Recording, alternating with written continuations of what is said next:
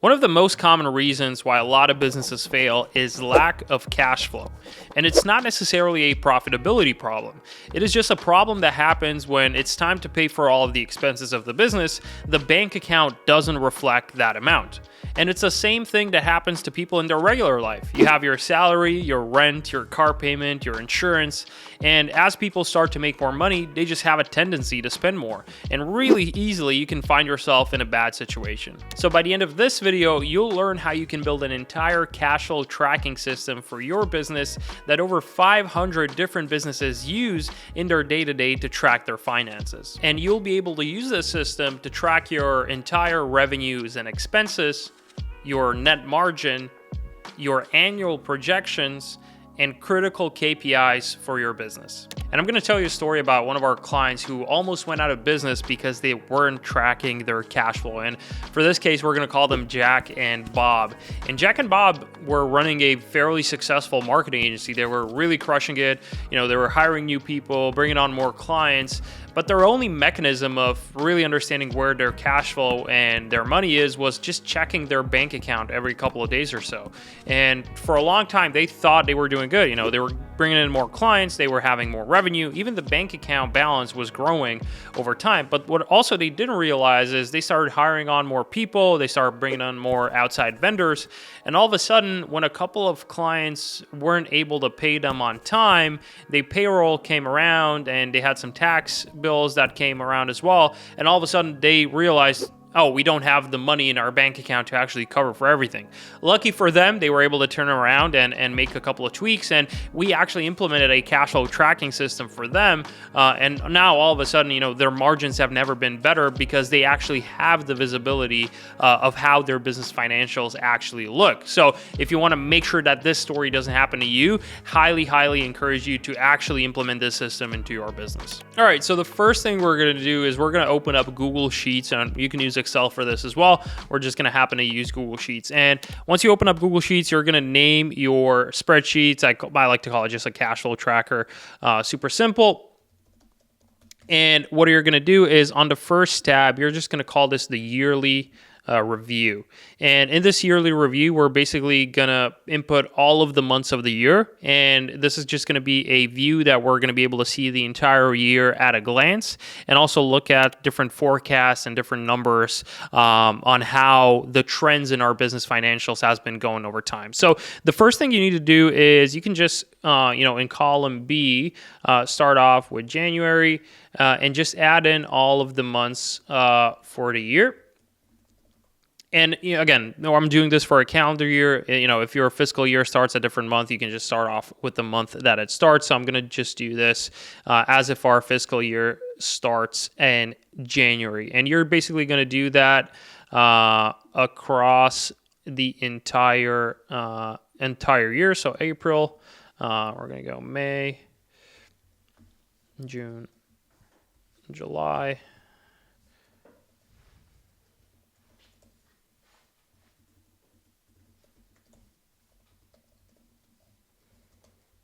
cool. So you're just going to put these 12 months in here. Again, you can spend some time formatting this. I just like to keep this nice and bold. Maybe put a frame around it, just so you have this. And then on the left side, what you're going to do is you're going to put really the critical numbers that you want to be tracking. So in this case, we're going to be tracking revenue, expenses, net income, or we can call it net cash, and then margin. So these are kind of the four critical KPIs that I like to track. Something you can track as well is maybe like a cash position and other important KPIs for you. This can be like number of clients, number of employees, maybe like sometimes I like to do a KPI, which is the average client revenue, and then average revenue per employee. These are kind of more advanced metrics that are important for you. Cool. So now that we have this very sort of simple spreadsheet of the entire year and everything that we're going to be tracking, again, I'm just going to spend a bit more time just formatting this a bit nicely. This is going to be the basis of everything that we're going to be doing. Cool. So now that we have this yearly review, the next thing you're going to need to do is you're going to create your monthly template. And I'm going to start off with January. And in here, this is basically going to be a monthly view where we're going to be inputting all of our revenues, all of our expenses, and then those numbers are going to feed into that yearly report. So the monthly view is basically going to be your working sheet that you're going to be looking at day to day, and then you're just going to duplicate it for every next month of the year, and that's where you're going to be doing a lot of your work from. If you're in a very high volume business when it comes to dealing with a lot of transactions, maybe like e-com or some other different product business where you're just handling a lot of transactions on a weekly basis, you can also do these weekly. Don't necessarily need to be monthly. I like to roll up for most service businesses this into a month and then kind of feed that back into the yearly review. If you're getting value out of this video thus far, don't forget to like, share, and subscribe to the channel for more content just like this. Let's get started. So the first thing we're going to cover the revenue compartment of the financial tracker. So we're going to just go revenue here. We're just going to make this a bit wider and a bit bigger just so it looks really nice. There we go. You can color it a nice green color just so it shows fairly nicely what it is. And the first thing you're going to do is you're going to... Cool. And the first thing you're going to do is you're just going to put in your sort of key categories. So you're going to go here and say current clients. You're going to put in, MRR, one-time payments. You're going to do maybe like performance fees. And again, these are categories of revenue that are important for you. So, for example, if you're a service-based business, maybe you have a client who pays you a monthly retainer, but sometimes they pay you for a one-time project. Maybe they pay you a performance fees. I really like to have the ability to sort of categorize what is each client paying me for and how does that sort of work into the rest of the numbers. So if I know that I have 10 clients, I want to know, all right, out of these 10 clients, how much are actually retainers versus how much are performance fees? And that's going to give me a better picture of my monthly revenues. And then what we're going to do is total by client, and then another one will be percentage of revenue. And these are going to be just very basic categories. Here you can sort of put down, 3, 4, 5. Let's say you have 5 clients. We're just going to call, Acme 1, Acme 2, Acme 3. So these are just placeholders for clients.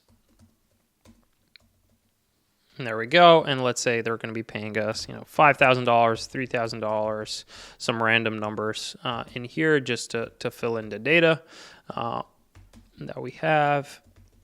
This. Cool. And you're going to do your first formula. And the first formula is basically going to be a sum of this entire 3 sections. So the MRR, the one-time payments, and then the performance fees. And you can see Google Spreadsheets in this case already sort of recommended this. So cool. You have your total by client. You're just going to expand that for the entire 5 rows. And what you can do here, I always sort of like to format this a bit better. You can add in the dollar signs just so it's super clear.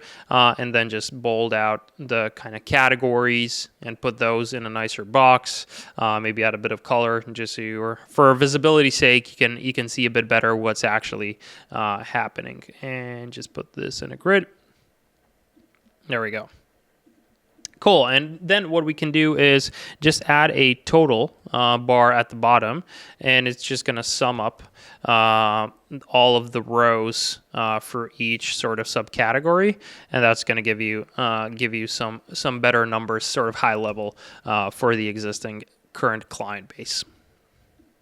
Cool. So there we go. The second part that I like to do from a revenue perspective is understanding how much does our revenue come from existing business versus how much does our revenue come from new business, and understanding those ratios. every month, are we just generating 50% of our revenue from new clients? And how does that factor into the risks that I need to understand about my business? So I always like to have a second segment, which is the segment of new clients, right? And it's basically a replica of this of this current clients board. And what we're just going to say is here, new clients. And maybe, we're going to remove a couple of these just so it looks a bit nicer and not one-to-one. There we go. And now we have basically current clients. And here on the below, you're going to add all of your new clients that you signed on for that month. And you're going to be able to see a stark difference between the revenues you already had coming into the month versus the new revenues that was generated. And then from then on, we can just create another sort of total revenue bar and just sort of sum up the current clients and new clients and create a really quick formula to be able to calculate that. And awesome. Now we have our numbers for our entire revenue. Again, make it a bit bigger, maybe format it just so it's a bit nicer to see. And cool. Now that we know, all right, we've generated $22,000 in MRR. We have $4,000 in one-time payments, and then maybe $3,500 in performance fees for a total revenue of $29,500 for the month. And then something you can do as well is this percentage of revenue. I really like this, especially as you get bigger. You want to kind of understand what is the largest client that I have and how much does that client contribute to my total revenue.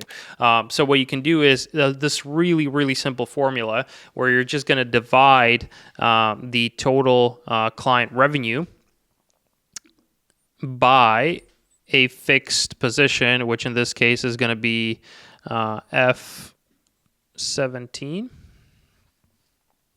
There we go. And you're just going to give that as a number. So it's going to give you this decimal point. So what you're going to need to do is just format that into percentages. And you're just going to duplicate that exact formula for your new clients. And awesome. Now, all of a sudden, we know exactly how much each client brings in terms of percentage of revenue to our total revenue. Something that I also like to do is just sort of do a summary. Again, as the spreadsheet is going to grow, you might want to add like a summary of current client and then new clients like this, and just count up the totals. So if I go maybe like MRR, one-time payments, and performance fees.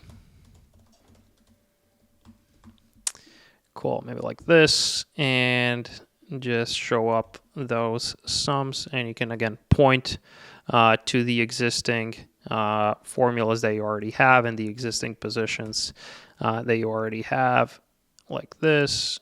Again, formatted a bit nicely. So you can see that, and maybe I like to do a total here. There we go. I'm going to point to this, and maybe a percentage of, like a percentage of revenue from the total. So I understand, all right, how much did the current clients bring versus the entire revenue. So I'm going to go like this, F17.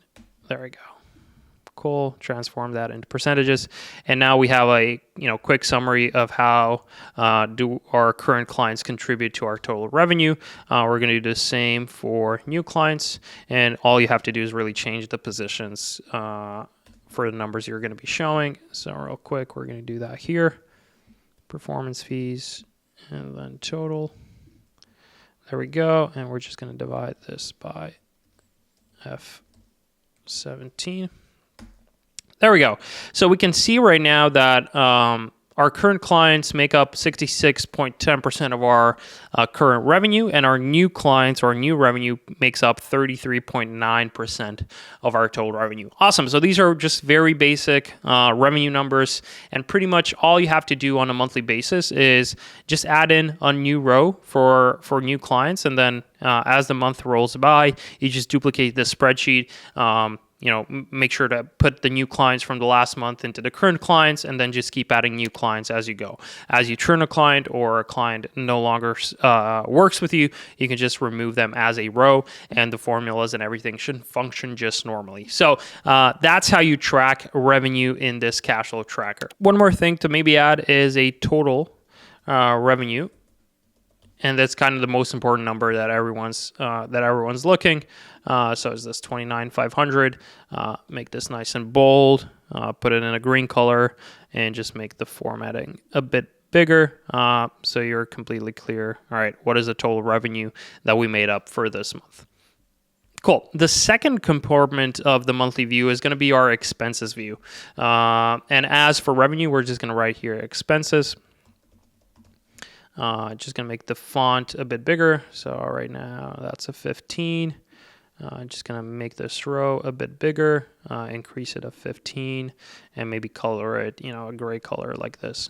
Cool. So that's going to be our expenses compartment. So when it comes to expenses, you want to think about categories that are important for you for your business, and understanding how do those categories play into the total picture of your expenses in your business. So in my case, a lot of the times what we do for our clients is just separate, all right, what are our staff costs? What are our costs of basically cost of goods sold, right? So COGS. So that can be your full-time employees, your contractors, and then different costs it could be, marketing, administrative, softwares, and then various miscellaneous costs that you can add up to. So it works fairly simply. You just, add a title that says expense type. And you can say, all right, we're going to start off with the team, right? And here you're going to say, Bob, John, and Rob. Cool. These are our 3 employees. We pay each one, we pay this one $3,000, this one's $5,000, and this one's $3,200. Cool. Fairly simple. Just the amounts of how much we pay for each expense item. And then again, you can sum up here sort of a total team, and sum that up just so you get an understanding of how much is your team costing you per month. And cool, that's now our first expense category that we've created. Other ones that I like to create are fairly simple. Again, just understanding marketing costs. So I'm going to just go in here and duplicate this. So I can say, marketing.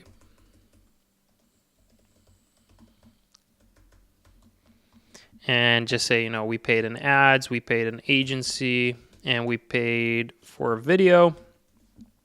Pay different amounts, 2,500, 3,000, and then 1,500 for video. Cool. So now we have our marketing costs. Again, the more line items you have, you just add on more rows under each category, and that's going to give you an idea. And just rename this to total marketing.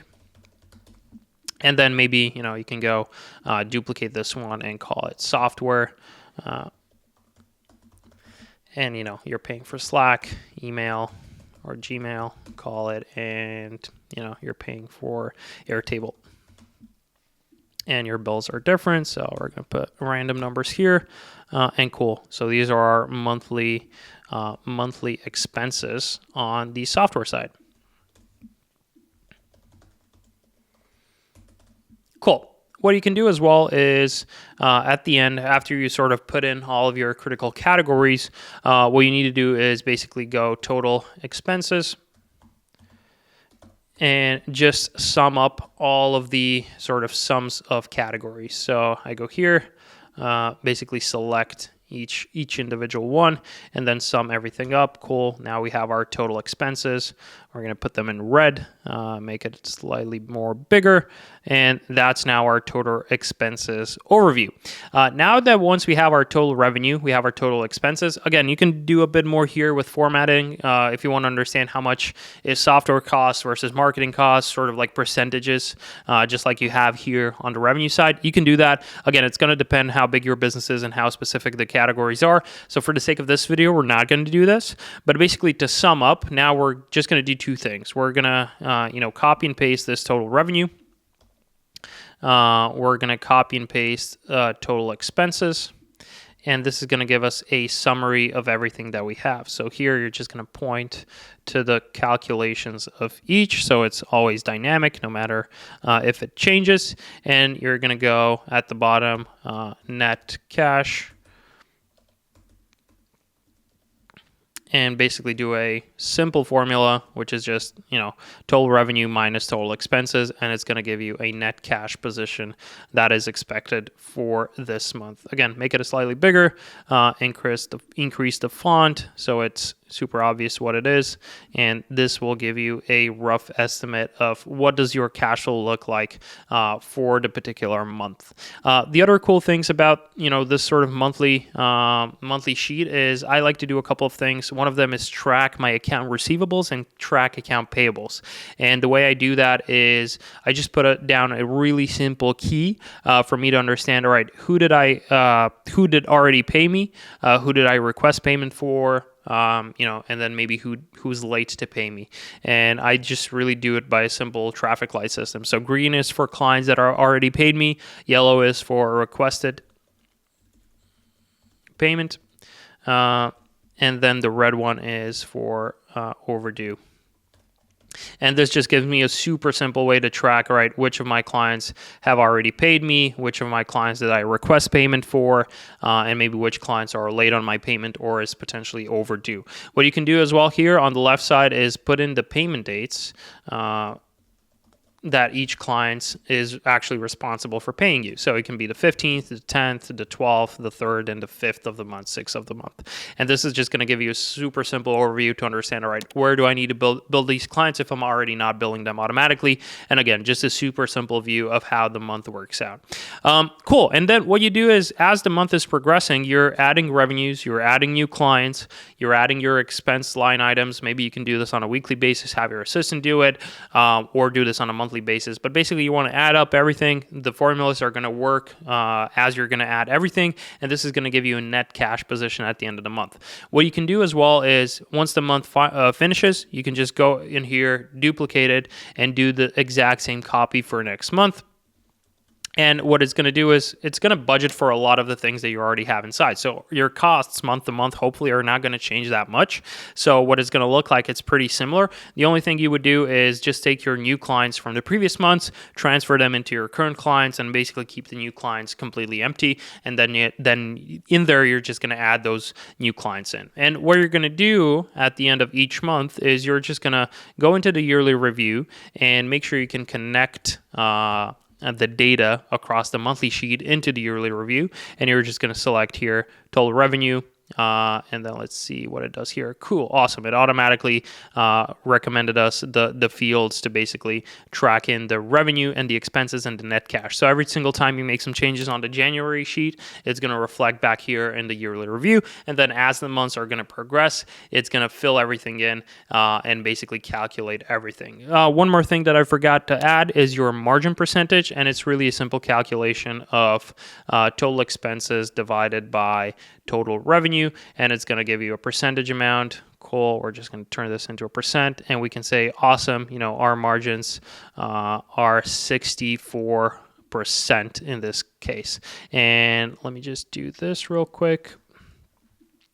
Transfer it over here. Nice, and just call this margin. Again, make this slightly bigger. And that's now your margin for the year. And we're just going to point to that as well in here. There we go.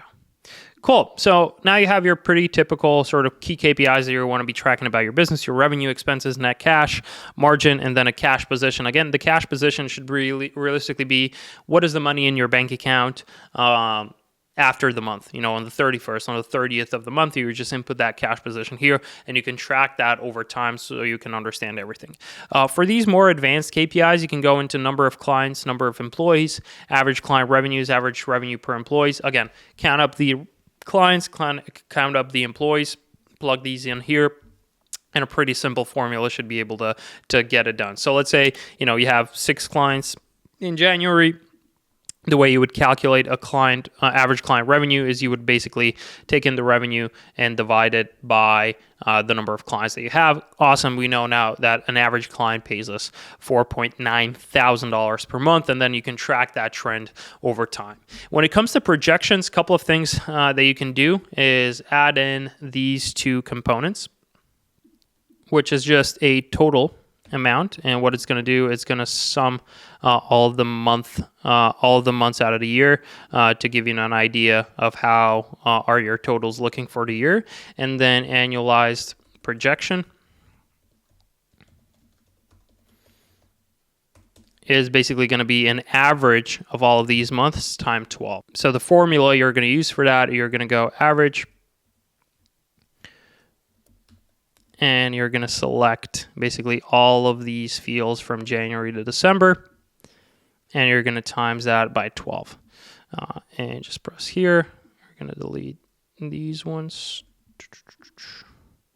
There we go. So now annualized projection running 12 months based on January's numbers is basically giving us $354,000 in revenue, $226,000 in expenses, and $127,000 in net cash created by the end of the year if everything stays at January. As you're going to be filling in more data month over month, that number is going to change, and that's going to give you a rough estimate of where you're expected to do by the end of the month. And once you fill in all of this data, you can fairly simply just create graphs out of this and kind of go here, select your entire year, and just press this graph icon right here, and it's just going to give you a fairly simple creation column chart, and it's going to start showing you exactly the graphs month over month. How does your finances look? And you can then spend a bit more time formatting this, but you get the gist from a functionality perspective. I'm going to now show you how this looks like as an end perspective once you format everything, put in all the data inside, and how can this look like over time. So this is how it looks like when you fill in all the data. Obviously, we branded this one to be our branding. You can spend a bit more time just working with the colors, making sure everything looks nice. But what you can do is now show all of your revenue, expenses, and free cash flow. And as the data is going to get filled in throughout the year, you're going to be able to see all of that. Something else I added on here is kind of the growth rates. So month over month, I can kind of see the growth rates on revenue. And then I also added an LTV sheet, which is basically taking all of our clients and how much they paid us over each month, kind of summing everything up by client, and then giving us a monthly average revenue per client, and then tracking those things over time. Again, fairly simply, here's how the monthly view looks. Basically the same that we've built out before. Again, just spend a bit more time formatting this to make everything looks nice. Another important thing to understand is once you sort of figure out the finances, is what is the difference between a smaller business and a larger business? Not only from a financial standpoint, but how does that look like operationally? And the best way to figure that out is to watch this next video.